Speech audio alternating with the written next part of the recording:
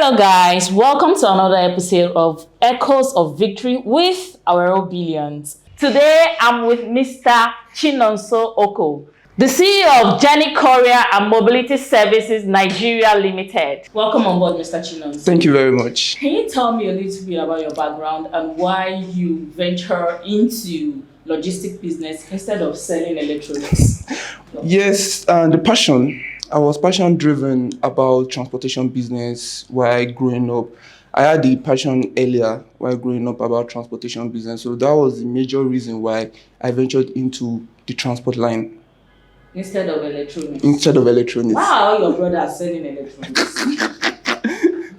You have not answered that. Wow, your brother is selling electronics. It is very profitable now. And you know the system, what is it called? The apprenticeship system of Igbo. So it is actually very common among the Igbo system to venture into that part, the learning process. So they're always having this period to learn about the business. So they develop that interest, the passion to go into business. And you know, this life, we have separate interest, separate passion. So okay, it's nice to meet an Igbo man who's not passionate about selling electronics. Of course, when you started, I'm sure you faced some challenges. Yes. Can you tell me some? I faced a lot of challenges. Before going into logistics business, I've done a lot of business. I've failed a lot of times. Even till now, I'm still failing. So I faced a lot of challenges while growing. But my mindset, when I wanted to start, I actually said something to myself the first day I was going to start this. I said, I want to be big. I want to be the biggest in this industry. So that was my very first mindset. So it's not actually been easy over the years. My team and I was built by efforts of people. Like Lamad said in one of your interviews, you cannot be built alone, but you'll be built by effort of people. So I've actually had the best team around to work with. So it was easy going, but was not still easy as well because we faced a lot of challenges, especially this kind of locality that we are. So it was actually an interesting journey, a roller coaster, but we're still thriving. Thank you. Did you have a mentor or somebody who guided you along the line? No, I would say no. I developed passion in the business. While coming to the business, I had zero knowledge about the business. That is the funny thing. I came with zero knowledge, but I was so determined that I want to learn. And the learning processes was the failure. I fail, I try new things, I take risk, I want to do this, I want to know about this, I want to take this risk. So the risk I was taking then, I was actually learning during that process. So some mistakes that I made during that, I was able to correct myself in the next part. The logistics business is usually a very challenging business. Yeah. You know, a rider can pick up an order now, and especially in some parts of Nigeria, they may have challenges with traffic and accidents, and then maybe when you carry perishable things, it can get spoiled before it gets to your customer. How do you handle customer complaints?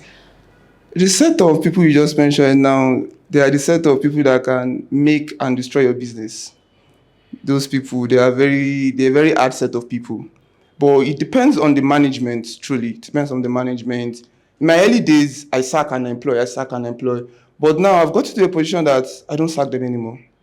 I try to manage them. That is just the truth. I try. Think riders are notorious people? They are very notorious. I would not lie to you. It is my line of business, so I would actually not lie to you. They're very notorious business. Like I said earlier, they can make your business and they can destroy your business. So that is the parts I feel customers don't tend to understand. It is no business owner will pray that my business should spoil.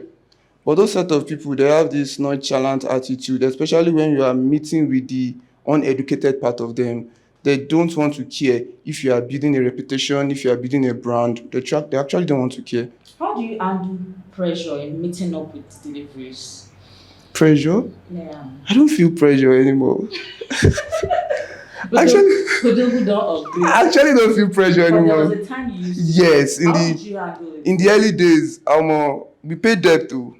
We used to make refunds. That's the funny thing. We used to make refunds because I'm so big on protecting my reputation, my name. So I don't want something that would actually, someone calling me out online that this also company that I'm still trying to build, so company this. So in any little mistake like this, I will tell my people, tell the person to sell his on account number, let's make refund. So actually those parts, like I said earlier, those part was the learning process for me. So now, in the last 2 years, I've not made a single refund to any customer. So we've been able to understand that, okay, at this point, this is the mistake that happens that will make the refund at this point. So even my staffs, even the riders, even the drivers, they are very conscious enough that they know that if there's any little spillage or mistake from you, you are ready to face it. Technology is rapidly influencing businesses. Yes. And I would like to ask how you have been able to incorporate technology into your business. Yes, it is actually helping,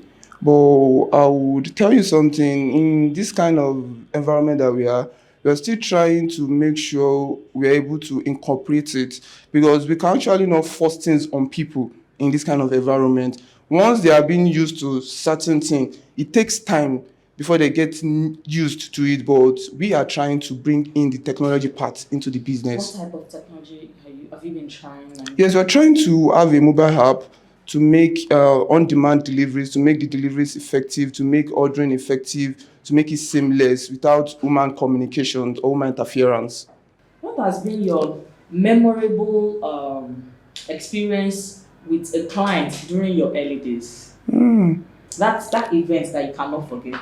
Well, when a client told me, am I mad? Yes, like a client once told me, am I mad? Like, is it am I mad or you dey craze? Which you one? like, she got on solenu, she more color than So you understand? And eventually seeing the person is like my junior brother. I just like, the person would have told you in person. it's not possible. So that is what comes with business anyways. That is what comes Especially with business. Online business. So that is what comes with business. When a logistic business is quite demanding, how do you manage a business with a family? Yes, it is quite tedious and difficult, because this business that we are, and the way people look at it outside is actually different when you come inside. That is why you see that the rate at which people jump in, they jump out back. So it is quite demanding. But once you are being able to separate yourself from the business, that is the most sweetest part of it. So I've been able to put in place structures that would make the business run with me or without me. At times I come to work, I'm very lazy. I don't get to do anything throughout the days. Now I even work maybe 2 times a week now, because I don't get to do anything. I have hands, there are systems in place, there are structures in place that makes the business run seamlessly. That's a good development. Yes, thank you. Your staff advice, does it trump over your family advice in your business, or it's the other way around? No, they have two different ways. My family don't interfere in my business. They know me. They don't interfere in my business. They don't. You can give me advice, but it's left to me to make use of the advice. Now, my staff, we are into this together. We are the one doing this together. So I feel they understand it more. I get advice from my family as well, but I try to weigh the advice to see, because I feel my staff are more into the business than my family. How do you recharge after a stressful business day? Do you rewind and just have fun? I like to have fun anyway. I like to enjoy myself, because it's actually not easy. My early days, I've used all my early days to deprive myself of a lot of things. So I feel at this point I'm in an era of me enjoying myself, because part of my early days was when I had the opportunity of leaving the country, locating after doing everything. I actually had to dump the dream and stay on building this, that I want to build this, because I know what I want to achieve and I'm not yet there. Talking of relocating, what do you think of graduates that are relocating in numbers out of the country? You know, we have different priorities. So we have different priorities. I once had the priority of relocating, because when I was doing different business, like I said earlier, I'm a specialist in failure. I used to fail in business. So when I was doing different businesses, I was failing. So I was like, why did I stress myself? Let me cuckoo travel out. But this is it. Once you're able to get your priority right, and once you're able to get hold of one business, and okay, this business, I'm able to thrive in this business, please hold it. Because you going out there, I feel you're just going to restart life to start life all over again. And our country is not so bad for you running away to relocate. It's just that it is the way you're doing it. That is why you feel you're not getting it. What has been your biggest learning experience from running a logistics company? My biggest learning experience, I take classes. I take both online classes, I take physical classes. I'm ready to learn. I'm ready to ask questions. I'm ready to learn even from my staff, even from the lowest person. If I'm having meetings with them, I'm ready. I want them to bring suggestions. I want to learn from them. I want to hear from them. I don't make decisions alone. So I'm ready to learn from anybody. So that has actually helped me and it has speed up my growth a lot. If you can go back in time, what is that one thing that you can change or that you would change about your processes? One thing that I would change about my processes is uh, starting or putting structures in place on time. I feel most business owners they lack that. They feel it is until you are big enough or until you have millions of naira before you put structures in place. But that is a no. If even as a new startup, try and put structure in place. That is the best thing. That is one of the advice I would give out to business owners out there. Structure does not have to deal with you having hundreds of staff or 50 of staff. Even if just you and one person, put structure in place. From there, you can actually develop. What's the funniest thing that has happened with a delivery? Funny thing that has happened. Okay, maybe a rider getting to a location and the rider was helping them ja ewedu. I heard of it recently. It was actually very, very funny when I heard of it. The rider got to a delivery location and the customer asked the rider to sit down and help me ja ewedu before the order is ready. It was actually very, very funny when I actually heard of Has it. any of your rider ever eaten a client's food? No, That has never Yeah, happened. they are very. I feel they are very so disciplined to the point that they would never try it with me from the early days. If you could describe your business journey with an emoji, what would that emoji be? Mixed feelings. Mixed feelings. Thank you very much. You're I would welcome. like you to ask me a question. Good. What question will I ask you? How's the Nigeria business world been?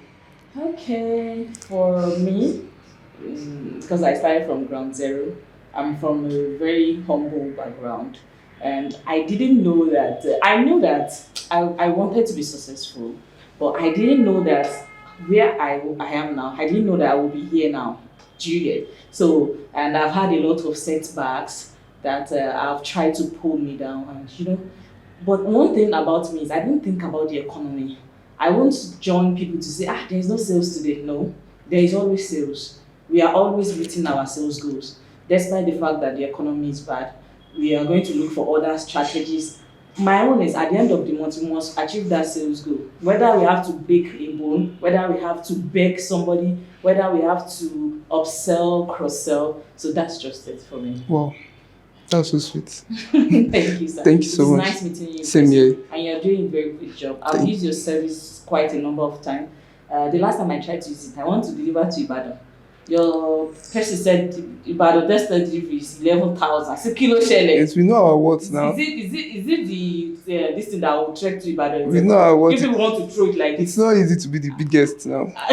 That's nice. It's so Thank nice you to very, meet you. thank you very Welcome. much. And thank you for being on the show. I really appreciate it. Thank you so much.